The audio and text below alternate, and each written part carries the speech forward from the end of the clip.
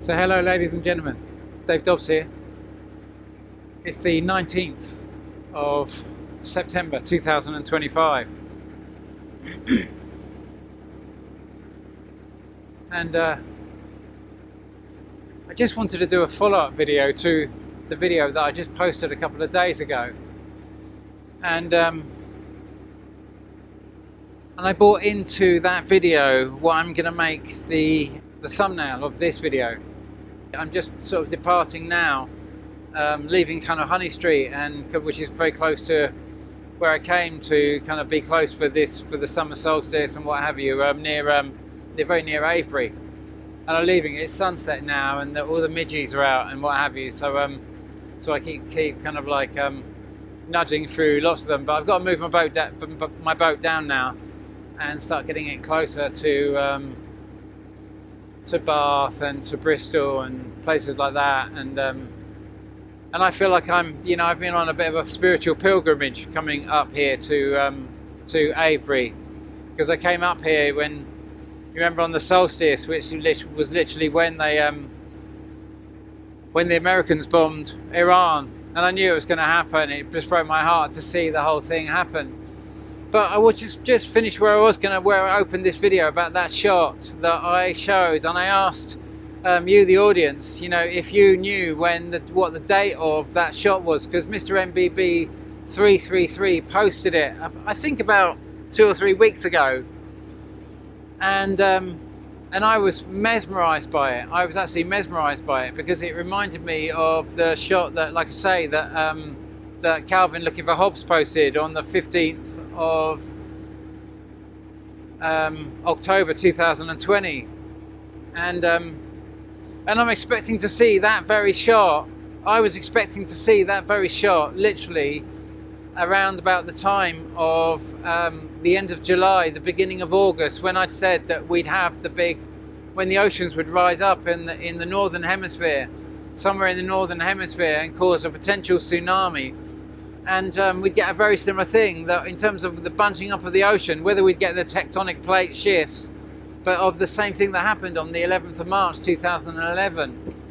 And sure enough, that is what happened on that day. And it turns out that picture came in literally on the time of that first quarter neap moon. That first quarter neap moon, exactly where I said it would happen, exactly where that same first quarter neap moon, in the case of Fukushima on the 11th of March 2011, the same object, this object, was in the southern hemisphere, pulling on the oceans in the southern hemisphere. The moon had been pulled down from where it normally rotates off its ecliptic as it goes around the Earth. It had been pulled down lower, and caused the oceans to be pulled up in an unusual fashion in the Pacific. And the same thing happened at the end of July, the beginning of August. And that shot did indeed, just when I was suspecting it might be that very shot on that day. I kid you not, there's a comment in the comments of that video of a subscriber that had obviously watched the video and had seen the footage and could identify the date. So that was fantastic. I called it rather than an AI think tank, this is a real intelligence rather than artificial intelligence think tank. And many of us that are running these channels are running these kind of like these think tanks, really. I've been doing this for a long time, and I know I don't really have the audience like many people do, but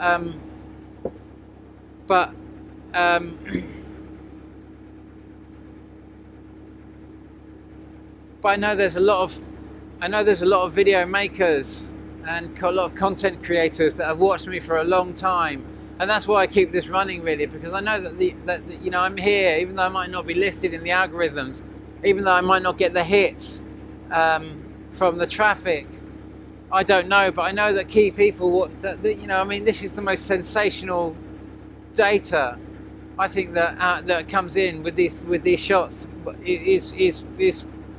It trumps, excuse the pun, but it trumps everything else. It really does. It's just the most incredible data, and it's very, very difficult to get our heads around. It's very difficult to believe what we're seeing. and but it is kind of what it is. And I guess what I'm going to have to do is just kind of like at various different stages up the lighting on this video, because I haven't obviously got any lighting out here and I can see the lights fading. But I just wanted to get that as a little follow up, and I want to kind of like I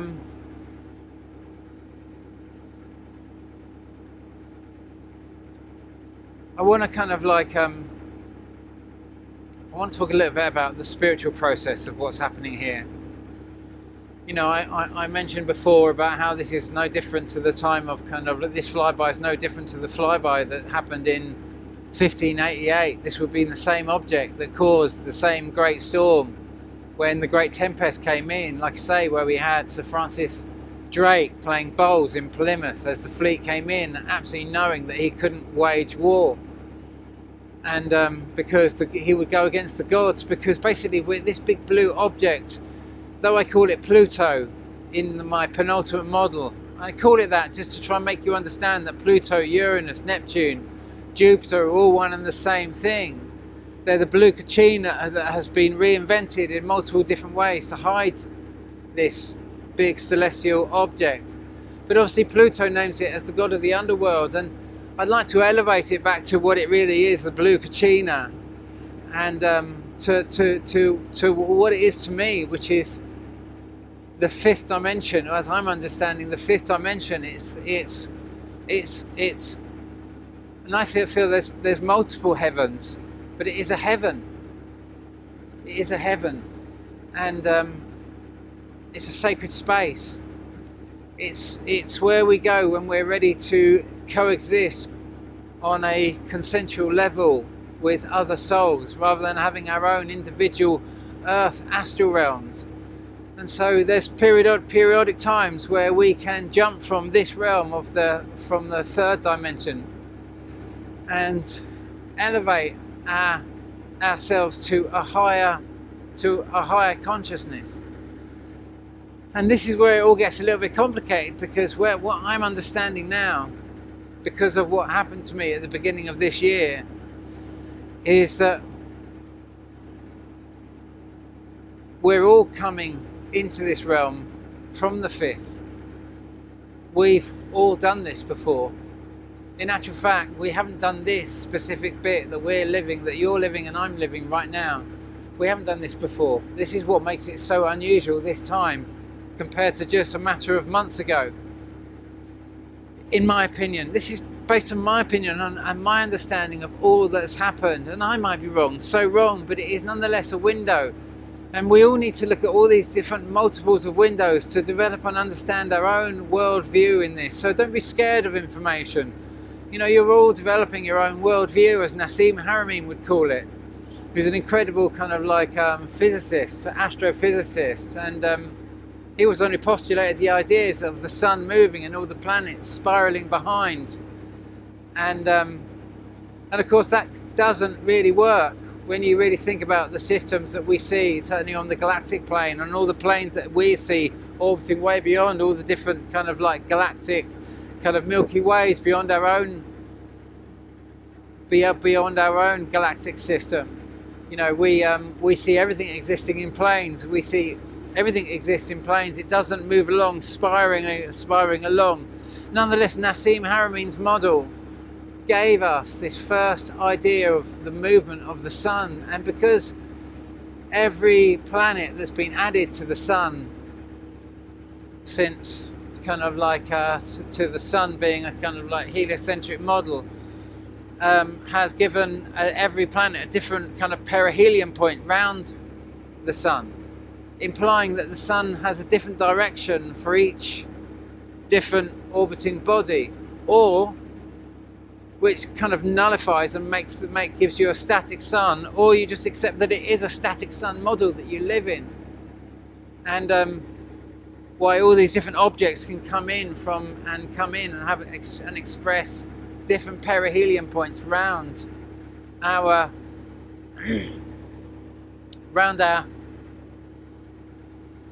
sun, giving it basically, you know, you can only perceive it from a static sun perspective.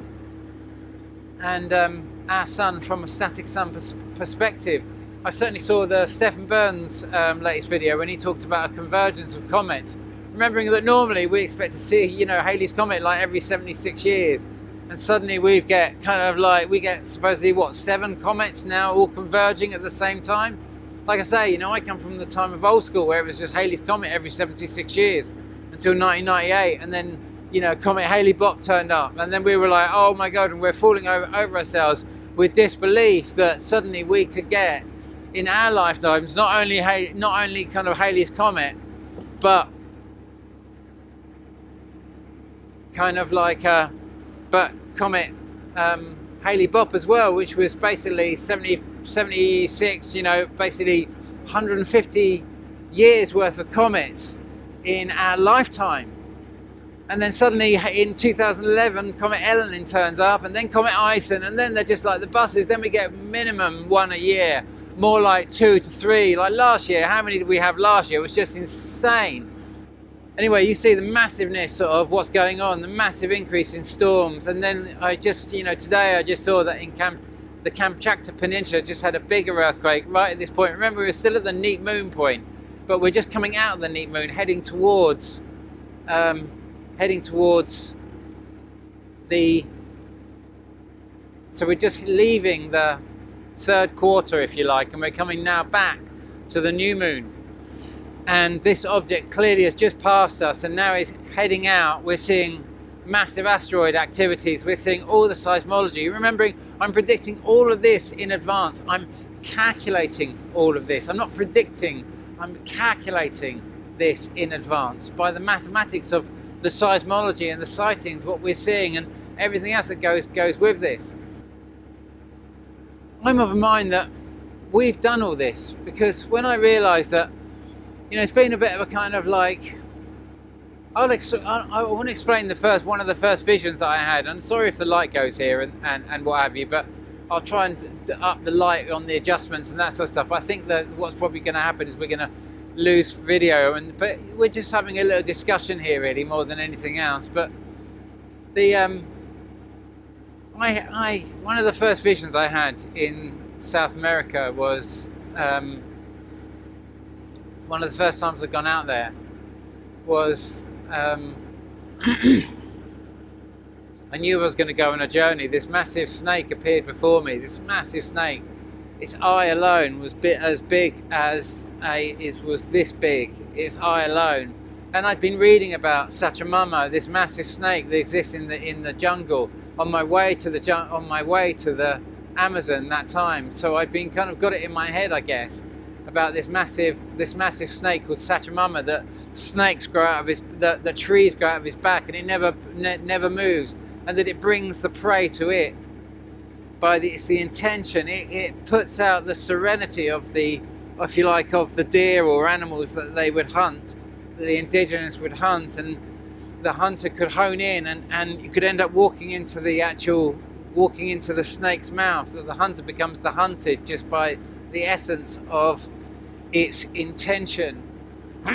And it walks into the snake's mouth and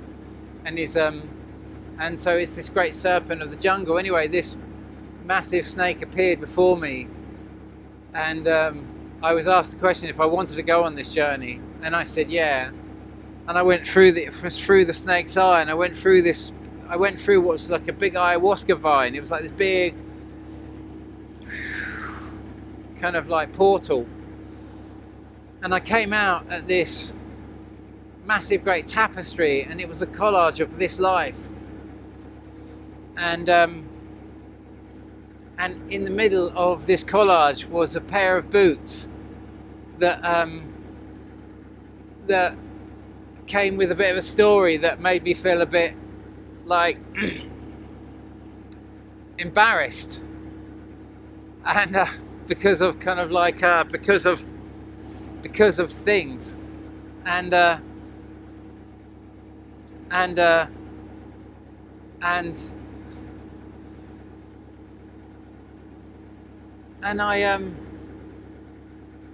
saw these boots, and I felt very transparent that everything I and there was other things, all sorts of things, naughty little kind of things I'd done when I was younger, and blah blah blah. It was all It was the good, the bad, the everything, all weaved into this single tapestry. And but these boots, I just felt a little bit like, oh my god, everything I do is just kind of bare to the gods. Oh, sorry about that. I forgot, I haven't bolted these. I've been painting the whole boat, and I haven't bolted these bits down. I've just been building a, I don't know if you can see it. I've been building this lovely little bit of, but look, I'm going to get it sucked away. But anyway, so I need to sit square on that. Anyway, so. I felt a bit embarrassed by seeing this tapestry, but there was lots of stuff in there. It was my whole life. It was all sorts of stuff weaved into this tapestry, and then I saw two hands, and I was just like holding the tapestry up, and I was just like, oh my goodness me. And then these hands kind of like, and then this dagger. I saw this dagger, and this how I hadn't seen this dagger, but this dagger just suddenly appears in this tapestry. Like, oh my goodness me. And how I'd not noticed this dagger in this tapestry, but the moment I saw this dagger, it reminded me of this dream that I had when I was a kid, just before I left home. And I was being chased in these tunnels underwater. Underground. These muddy tunnels underground. I was trying to get away from this guy behind me, and then he kind of comes around, goes past a couple of tunnels. And I could see an opening ahead of me with light coming down to this opening. If I could just get there, my hips kind of get stuck. and oh, it's all a bit tight here. That's why I'm a bit kind of like, I'm humming and hawing while I'm telling this story. I don't think there's any turn bridges or locks though, but just a very, very narrow little stretch. He's got a little tender out there. It's such a narrow little stretch. I'm in a wide beam, so you just got to kind of keep going and keep your confidence and hope it doesn't float out at the last minute. Sorry about this. Anyway, so he appears out on the opposite side of this, where there's opening up between us to this underground cave, kind of like tunnels. He's in one of the opposite me, and he's got a dagger in his hand, and he throws the dagger at me. I block it. It lands in my hand. I throw it back down on the ground, and he picks it up and he lobs it at me again. And it lands in my hand. I look at it, and it's got this stone in the handle. This is beautiful ornate blade, beautiful ornate handle, but it's got a stone of a colour I've never ever seen before. This kind of like this greeny kind of like pearlescent depth, just like a colour of from a world I'd never seen. And I just look at it, and I'm just like, what is that? And then I wake up, and I just hear the words "cut away," and I know that it means it's symbolic, and it stayed with me because I'd heard the words when I'd opened my eyes in my bedroom at home back in Brighton, and on the outskirts of Brighton, with just this like, whoa, what was that? And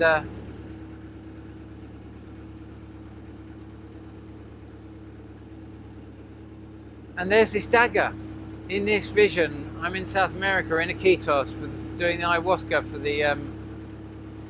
for the first time in the jungle, and I'm there looking at this tapestry, and there's this dagger, and this dagger I see these hands, this dagger jumps out and it chops around this tapestry, and then just these hands are holding this tapestry in front of me, and I'm wondering who's behind it. And they drop down, and there's this beautiful character dressed beautifully, like straight out of a Robin Hood kind of dress, just like from another world, old-fashioned kind of like dress, like beautiful. And what happens is he's left there. The whole thing drops. I can see him. And he folds my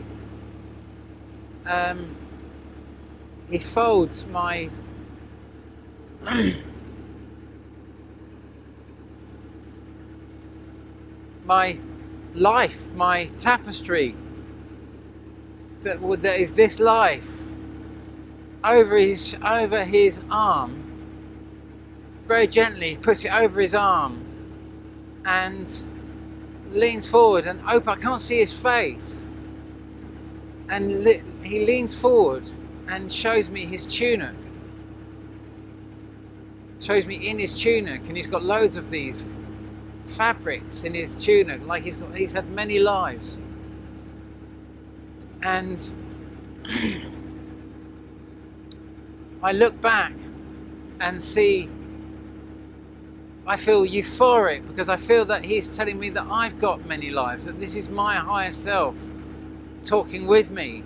This is me. This is somehow I'm one and the same. This is me leaning into me, talking to me via the fourth dimension. Like I'm connecting to my higher self in another dimension. It's like a reflection of myself. And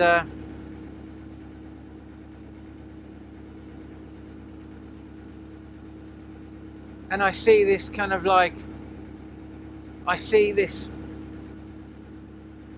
fabric. I kind of have this euphoria when I see all this. And then I see the fabric over his arm, my life. And it looks like an old dishcloth compared to what I'd seen in his tunic. And I suddenly dropped and felt that all the grace of everything had sort of dropped out of me. And I was just like, oh my goodness me, I felt like oh, maybe, it wasn't like one of those lives. And then just when I was in this feeling, in this space, he took the cloth from this life and he tied it round a spear. And he thrust this spear above my head, and I realised that this was a life of being a spiritual warrior. That this wasn't a life of grandeur. This was a life of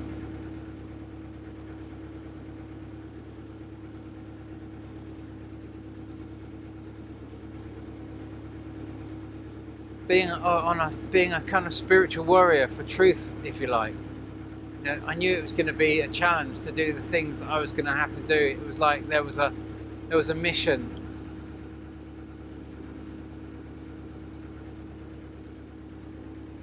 That we were in the grand battle. That this wasn't about coming for grandeur. That the purpose of this life was being part of this great battle between the darkness and the light, I guess, really. And the kind of like, and recognizing that so much of that darkness that I was having to deal with and fight was actually within me. That I was having to overcome so much of my own darkness, if you like, in my own life. That's where this big challenge really was. It wasn't just so much about pointing the finger out. It was also about pointing the finger inside and making the changes inside myself that I knew the world needed.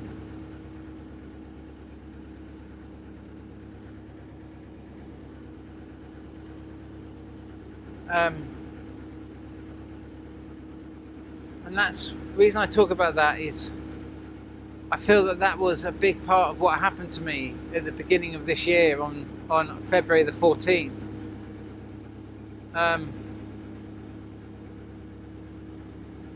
When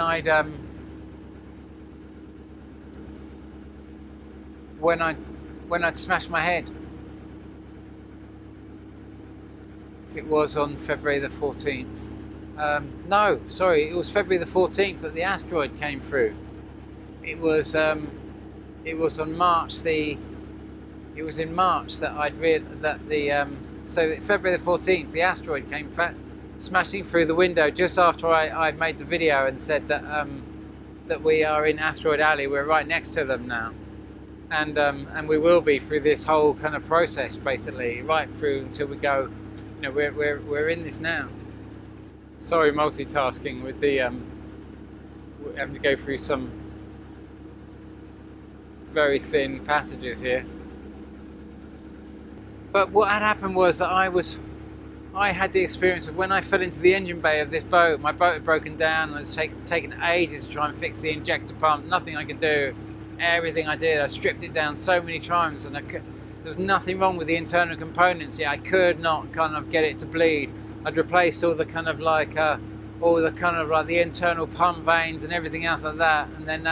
And then when I'd been working so late one night, I'd left all the floor up, completely forgot about it, went to the back of the boat, fell into the engine bay and split my head open. And I had this incredible experience, was that I went to that same space that enabled me to write Laughing Gas in the first place, where I saw all the banks going down, Britain leaving Europe, and then being fed into a bit, and then us being fed in, breaking up the entire European alliance and attempting to feed Europe into this massive war against Russia, all on the backdrop of a massive kind of like holy crusade in the Middle East, centering around Iran. And the whole thing, I knew the whole thing, was able to write that whole book, Laughing Gas, as a result of that whole experience. And I always thought it was some kind of crazy vision. And on that day, when I fell into the engine bay and I smashed my head, I really got a massive scar. Nearly broke my leg. But if I hadn't have smashed my leg, I'd have probably killed myself. But it sent me into a concussion, and I went back to that same experience where I died and I realised, as mad as it might sound, I experienced, or I died. For me, I died on whatever that date was when I made that video about smashing my head open. I died on whatever it was, February, March 2000 and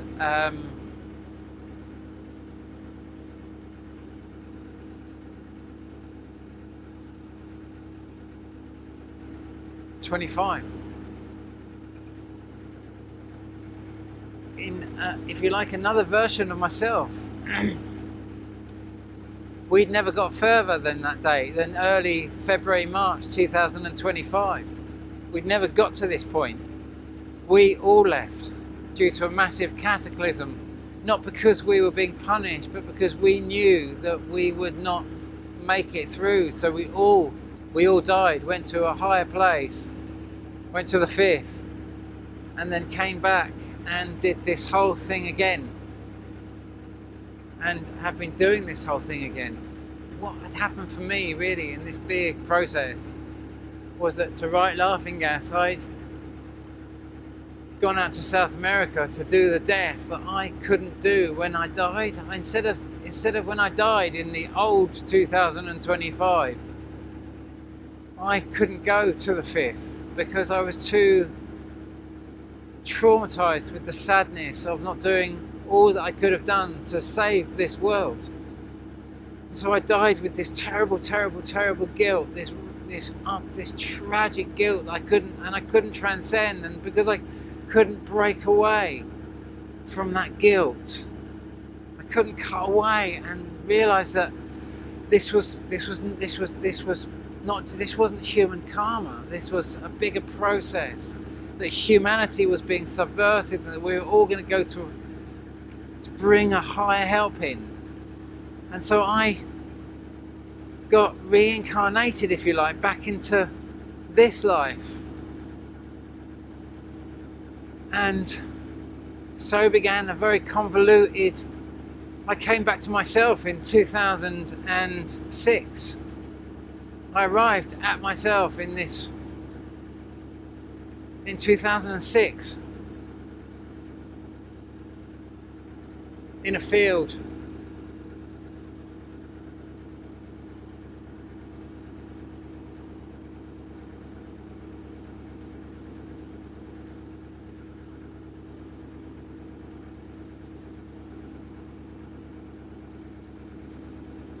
And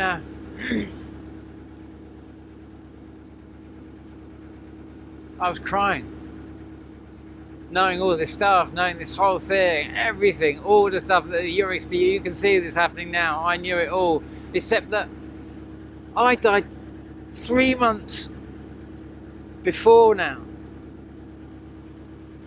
and we'd already tried to attack Europe. Everything had gone wrong. You know, basically everything that I saw in that vision but had already happened. We'd broken. We were going to war with Russia. Everything was kicking off. That was by February, March. It was all falling apart. It was all in worst case scenario. That we've basically passed that point now, and we still haven't gone to war. It's like we're undoing all the stuff that I saw happening is actually being undone.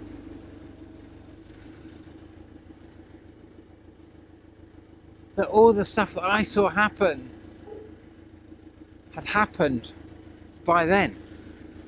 And though it looks like it's about to happen, it had already happened then.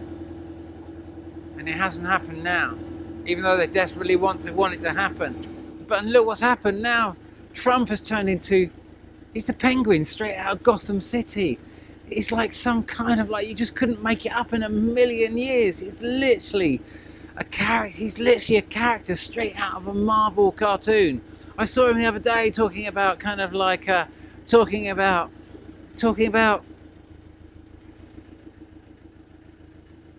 how America has spent $300 billion but now they're making it back. And now they're starting to make money, and but they should stop. But hey, we're making money now. But hey, this should stop. Hey, it's got to stop. But hey, we're making money now. But hey, no Americans are dying. But this has got to stop. But this is terrific. It's just like, oh my God, what is going on? And remember this. This is a Europe problem, much more than our problem. The other thing I've done, Brian, and I know how you feel very strongly about it, and I understand a lot of people do and a lot of people don't, frankly.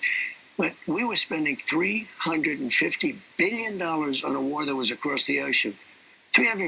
Europe was spending $100 billion. It's still a lot of money, but it should have been equalized, at least equalized, or they should have spent more. But I did something. As you know, I went to NATO, great relationship with all of those NATO countries, and I got them to raise from 2% to 5%. And then I got them to pay for anything all of our costs now are being paid by NATO. So NATO is very, they're rich countries. And they're now paying. We're sending missiles and things to NATO. NATO's paying us, and they're distributing to where they want, which is, in this case, Ukraine.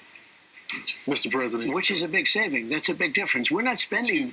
But you know what I want to do? Yeah. I want to stop it for a different reason. Because now, I guess you could say we make money. I don't want to make money, but we're making money But I want to stop because they're losing 6,000 to 7,000 soldiers every single week. And they're not American soldiers. They're Russian and Ukrainian soldiers. And some people in the towns. But the big numbers are the soldiers.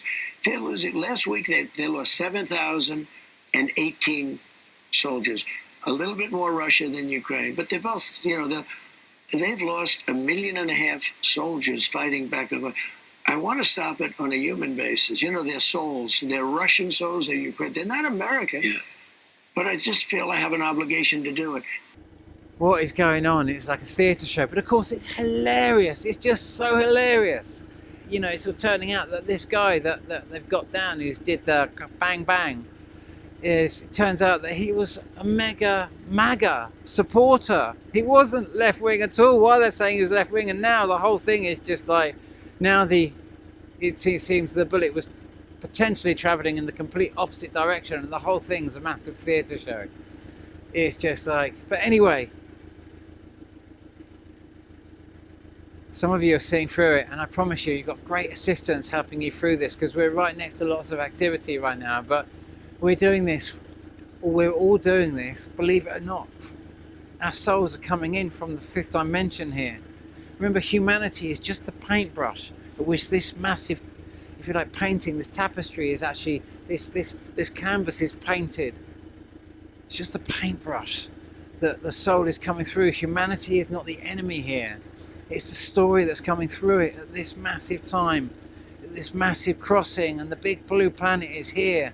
And you're probably seeing all these shots that Turkey a UFO report is showing of the big blue planet. We're going right up to it. It's massive. It's right on schedule. It's exactly... I didn't bring it into the last video, but I'll just show it now. But so honey in the heart, 1,000 thank yous. And I can see Shanti's whining now. And I've reached a